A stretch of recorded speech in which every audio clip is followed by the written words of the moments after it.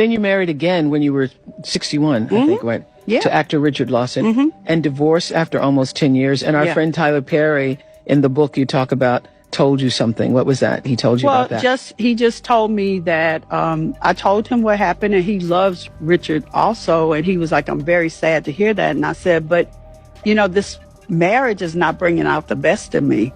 And I have finally found my worth, and I know that I deserve to be happy. I know I deserve to be, for somebody to be happy when they see me and to celebrate me. And it's not doing it for me. It's bringing out the worst in me. And the good thing is that Richard is not a grudge holder. He's not, you know, he won't hold a grudge. I love that about him more than anything else. He probably holds a grudge. He probably does hold a grudge. I don't. But you never see it. So he can be so mad at you, and then he'll come and say, you want me to bring you something to eat? And it's so sweet. So he just gets over it, and he doesn't. Miss Tina must have really left an impression on Richard Lawson, because what else explains him openly siding with Matthew Knowles against her?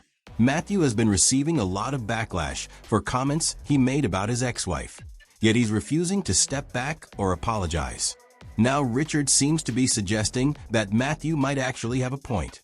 In his view, Tina Knowles was essentially the Kris Jenner of the music world long before Kris became known for building an empire of her own. He acknowledges that Tina played a major role in shaping Beyoncé's success, but he also implies that there was a lot happening behind the scenes that fans never saw, and not all of it was positive.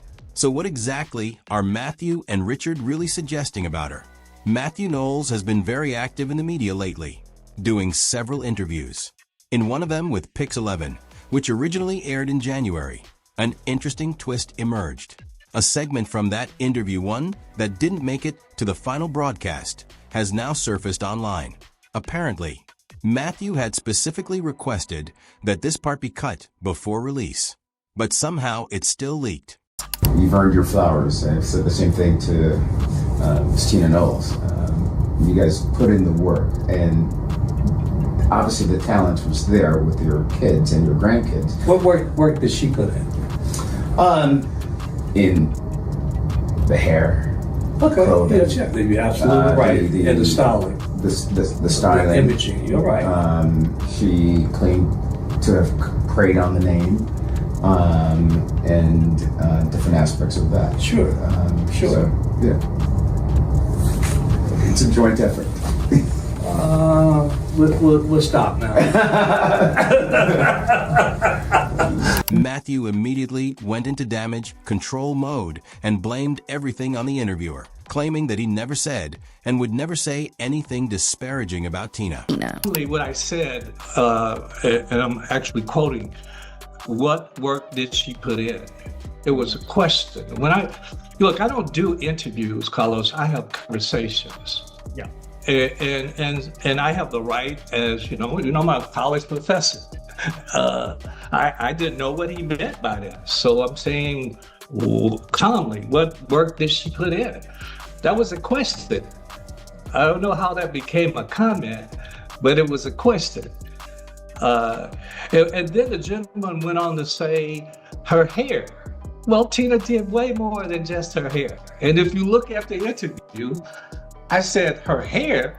No, she did the styling, built the image for Destiny's Child.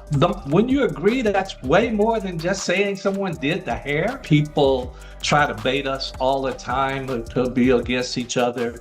There was a complete misrepresentation here, and I'm evaluating all legal remedies at this time. But child, even before Matthew could come out and clear the air, the internet had already begun tearing him a new one and singing Tina's praises.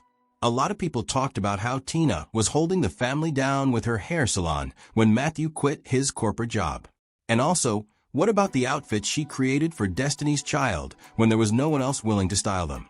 Not only that, Tina was really a part of the vision for the group from the start. And they even talked about how she came up with the name and provided some normally for them while they were young girls. As much as folks came to her defense, Tina couldn't help but take a swipe at Matthew in the most Tina way possible. Joe, she posted a video someone made acknowledging her contributions to the group. That was a shade, and Matthew did deserve it, because of the way he treated Tina. He should not have had anything bad to say about Mind You. This man cheated on her multiple times and had the nerve to have babies on her as well. And downplaying Tina's role in one of the biggest girl groups to ever exist was never going to be a good move for him. But Tina still took it a step further and released another video talking about how she doesn't care that people deny her impact, and she's going to continue to do her thing regardless. What advice would you give women who are still discovering their power, even with men in their lives who may discredit that power and their contribution? I have been through some tumultuous times in relationships, but one thing has been constant, that I keep it moving. No matter what is going on in your personal life, you have to work, you have to make a career for yourself, and if you have children, they have to be your first priority. So you just keep it moving, you keep doing you, and and everything will be fine. Matthew can keep quiet enough to take the first jab, but the second one, he really wasn't there for that at all, because to him, he didn't say anything out of order or messy. And as much as Tina did contribute to Destiny's Child and Beyoncé's empire, there were reportedly a couple of times where she was a threat and Matthew had to step in and reel her in. Beyonce was 7 and her dance teacher put her in a talent show with bigger kids, like all the way up to high school. And I was like, that's not fair because she's only 7. And she went in and she was shy. And I mean, she got on that stage and commanded the stage. And my husband and I were like, who is that? You know, because the confidence came and the joy, I could see it. And so she felt so confident. She said, well, I just want to get my trophy. I'm hungry and I want to go home. And I'm like, you don't know if you won. Like, sit down and chill. But it was something that happened on that stage that I had never seen before. So I felt very confident. And here's where things get even messier. While Matthew was allegedly stepping out on his marriage, Tina was also reportedly involved in her own separate situation. That Beyoncé's former vocal coach actually addressed this in his book, claiming that what looked like an unhappy marriage wasn't one-sided in terms of loneliness.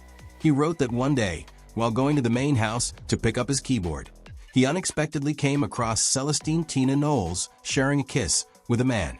To his surprise, he immediately recognized him as actor Richard Lawson. He described how awkward the moment was, saying Tina was caught off guard and had no choice but to introduce them. According to his account, she was supposedly meant to be at her salon at the time. He even mentioned shaking hands with Richard and politely praising his work, making the entire encounter uncomfortable and memorable. Now, there's a lot that can be said about Tina, but one thing that often gets brought up is how intensely she focuses on Beyoncé's image. According to Matthew Knowles, Tina is so invested in Beyoncé's success that she almost lives through her daughter's career. That perspective is used to explain why she has often been quick to respond whenever anyone criticizes Beyoncé, while Beyoncé herself usually stays out of public disputes. By the time Tina realized her own personal ambitions weren't going to unfold the way she may have once hoped, she fully shifted her attention toward elevating Beyoncé as the central focus of everything, even if it created tension or resentment among others around them. I did have to tan a lot. Tan a lot? Because they wanted Beyonce to be the lightest one? I mean, Michelle, I, and Kelly tanned sometimes, so. Wow. And Beyonce wouldn't tan? Wow. Not unless we were at a beat. When it came to styling and fashion choices, many people online began pointing out that while the group's outfits matched in theme, they were rarely truly equal. Fans could argue that each member's wardrobe reflected her own personality, but people couldn't help noticing that Beyoncé consistently seemed to get the most flattering looks. Since Tina was responsible for designing and managing their wardrobe, critics felt it was obvious there may have been favoritism toward her daughter. Over time, that perceived bias reportedly created serious tension within the group. And according to rumors, Tina's preference for Beyoncé didn't just impact Destiny's Child. It also affected her relationship with Solange. Because of the unequal treatment many believe existed from early on, Beyoncé and Solange reportedly struggled to fully connect on several issues growing up. Of course, Solange has publicly defended her sister when it mattered most. People still remember the infamous elevator incident years ago when she confronted Jay-Z over Beyoncé. But insiders claim that as the years passed, Solange became increasingly frustrated after realizing that even as adults, the family dynamic allegedly hadn't changed much. After Beyoncé's record-breaking Grammy success in 2023, fans noticed Solange wasn't present cheering her on publicly. Instead, most of her focus remained on promoting her own upcoming work. Then came Beyoncé's Renaissance era, which only fueled speculation that the sisters were more distant than ever because Solange had no involvement in the project whatsoever. Many fans felt the album's creative direction aligned perfectly with Solange's artistic style, making it seem like an ideal opportunity for the sisters to collaborate. Yet according to reports, Solange wasn't included in the creative process at all. People also pointed out that during public thank you moments, Beyoncé appeared to acknowledge nearly everyone except Solange. Critics argued that Beyoncé, being highly media-aware, likely understood the attention that omission would attract, but chose not to address it anyway. I envisioned the type of man I wanted. I prayed for the type of man I wanted, and I got pretty much that. Is he perfect? Absolutely not. But, you know, he has a lot of the qualities. He has a lot of the qualities that that I love, and we're having a really good time, and I'm enjoying life. So there is hope, women. The look on that man's face said everything. Pure embarrassment, pure disappointment. Viewers flooded the comments, calling the moment painful to watch, with many saying Tina completely disrespected him in public. And if she could talk to him like that on camera, people started wondering what happened behind closed doors. According to reports, Richard initially admired Tina's hunger for fame and attention because, as an actor himself, he understood ambition. But after marrying her in 2015, he allegedly realized just how deeply her identity revolved around Beyoncé's success. Insiders claim Tina constantly placed herself in situations where she could benefit from her daughter's spotlight, chasing the recognition she always wanted for herself. That scrutiny intensified during Beyoncé and Jay-Z's marriage crisis, after cheating rumors exploded online. Sources say Beyoncé had distanced herself completely, traveling from hotel to hotel with Blue Ivy and seriously considering leaving for good. But allegedly, Tina pushed hard for reconciliation, believing the power couple image mattered too much to lose. She even publicly praised Jay-Z despite the scandals and rumors surrounding him, which many critics found shocking considering the pain Beyoncé was reportedly dealing with at the time. Then came the explosive blind item that sent social media into chaos.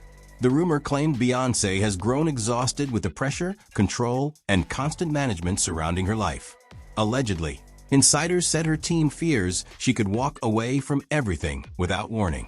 The report also suggested she feels trapped between her mother's influence and her husband's control, while those around her are more concerned about protecting the empire than protecting her peace. At the same time, people began questioning Tina's growing list of industry awards. Critics accused the industry of handing her recognition simply because she's Beyoncé's mother, with some even claiming Beyoncé herself allegedly helped secure those honors.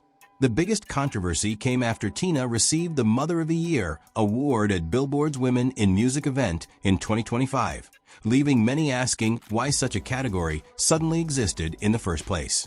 Whether these rumors are true or not, one thing is becoming impossible to ignore. When fame, family, power, and control become intertwined for decades, eventually somebody starts questioning who's really benefiting from the empire and who's trapped inside it. But what do you think about this? Sound off in the comments and make sure you hit that like and subscribe. I'll see you in the next video.